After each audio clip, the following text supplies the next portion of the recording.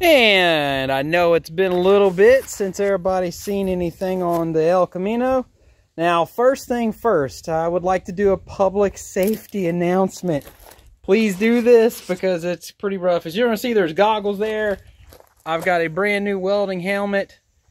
Last week, the reason you didn't see a whole lot of stuff done for me is I ended up getting metal in my eye.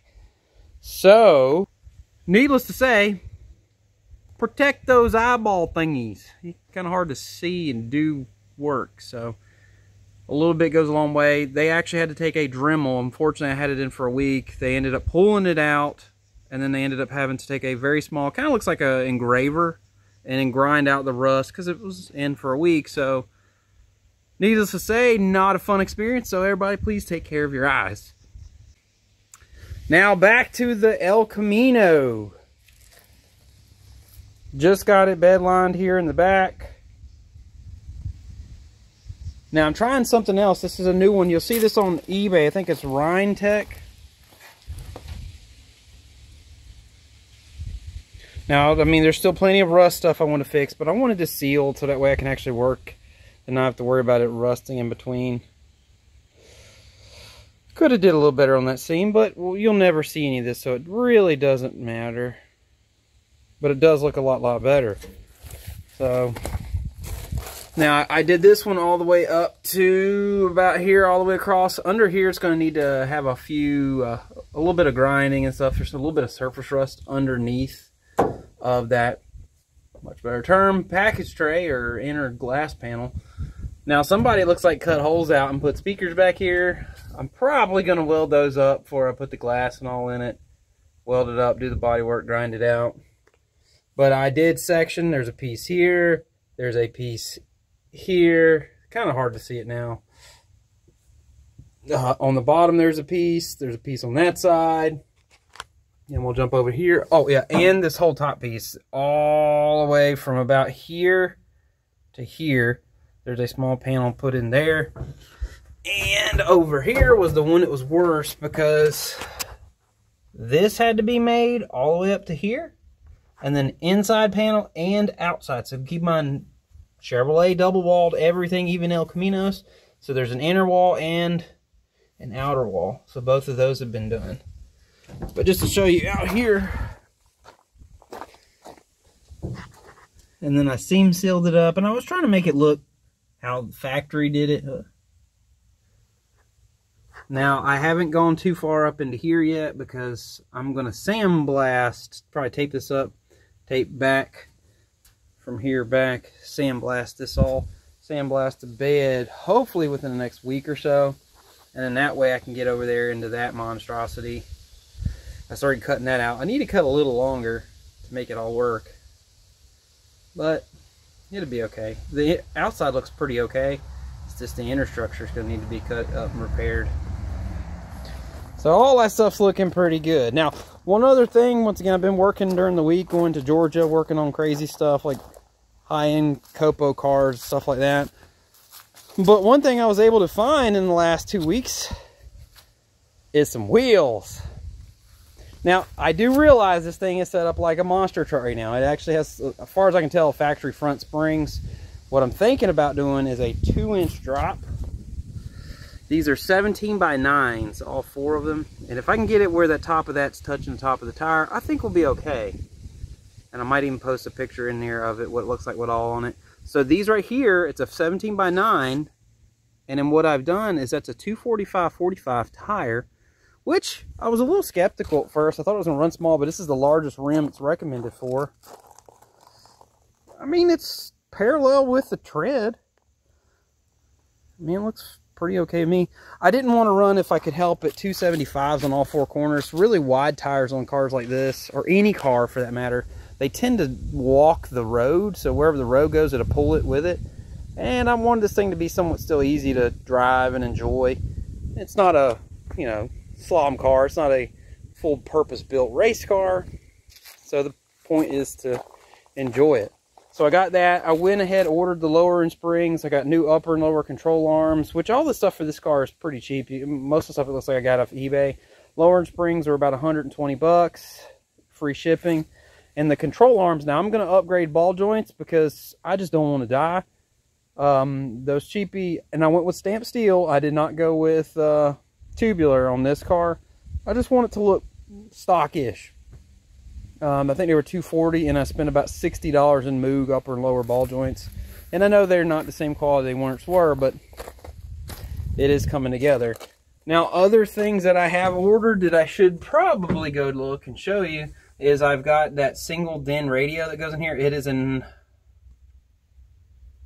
Android Auto compatible single DIN. Now, keep in mind, everybody's looking at, hey, there's a big gaping hole. I don't know why whoever cut it up cut such a huge hole in it.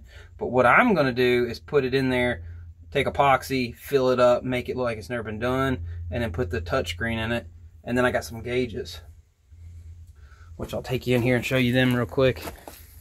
Because you can't have a hot rod without some cool gauges. And me, personally, I'm just a super huge fan of 2 5/8 stuff.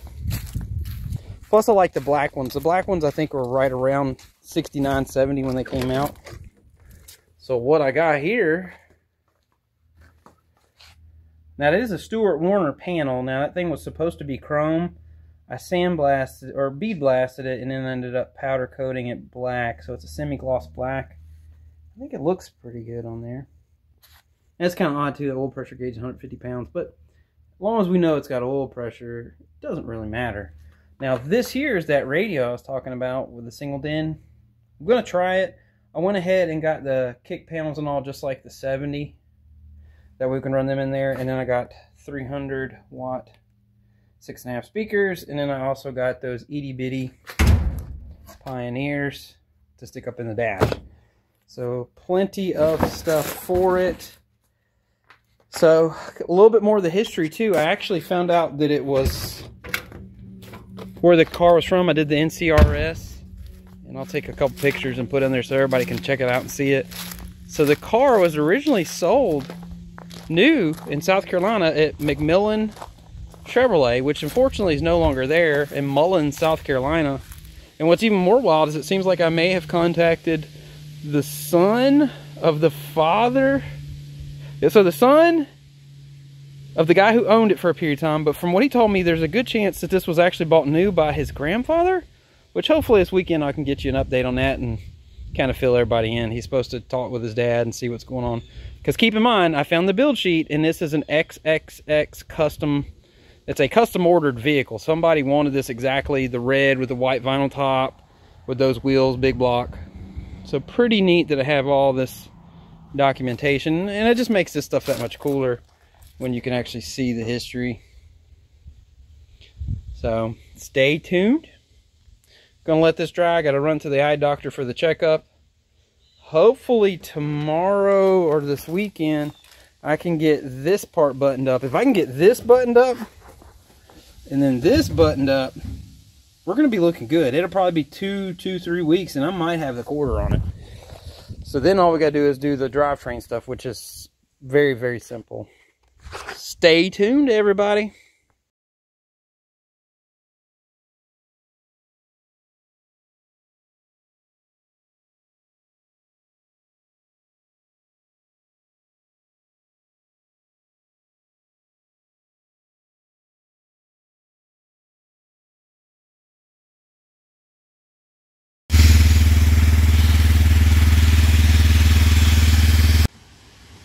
Alright, so knowing this went in kind of late last night, I wanted to take a little bit of time today to show everybody how it turned after sandblasting.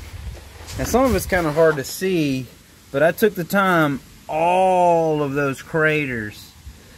I took out all the rust.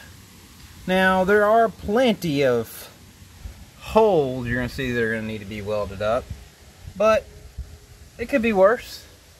Same thing over there. Now that still needs a lot of work. I haven't even finished grinding all the way down. That's all the new sheet metal there in the bottom.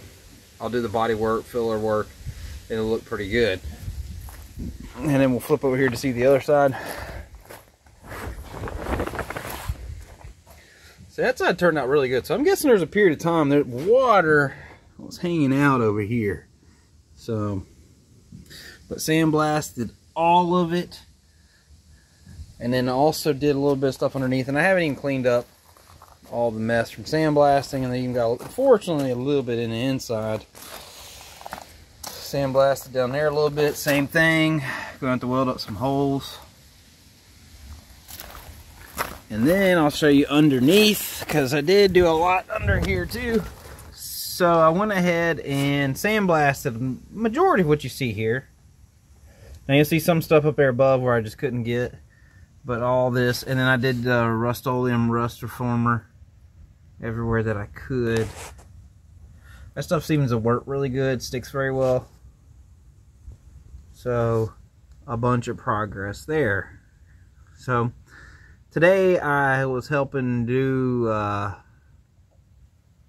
greenhouse, so I haven't had any chance to work on it. Plus the weather's not the best. I need to pull the bumper off, sandblast it on the bottom. I sandblasted up here, but I didn't want to sandblast the chrome, so that needs to come off and be done, which ain't a big deal. So realistically, next part of the process, other than filling all the little holes in the bed and doing a little bit of body work here, I found that they make a panel, the support bracket that goes here, and I got a new front floor ordered also from Jegs. Apparently they're on national back order, so not good. Then we'll recoat this. I'll have to grind the little hole places and weld that bracket in, but not a big deal. I still got to cut the quarter stuff off. That'll be the next thing. Cut it off, weld new quarter on. But I'm getting pretty excited. You know, this thing's really coming along. And weld up here, and then this area here. It's a little bit over there too, but I'm going to cut and manufacture. So what I'll do is build this up, go down, build the lip, weld it in there, and then do the other lip on the inside. Probably do about 1/2 inch or 1 inch inside of it, so it's all good, clean sheet metal. But thank you for watching.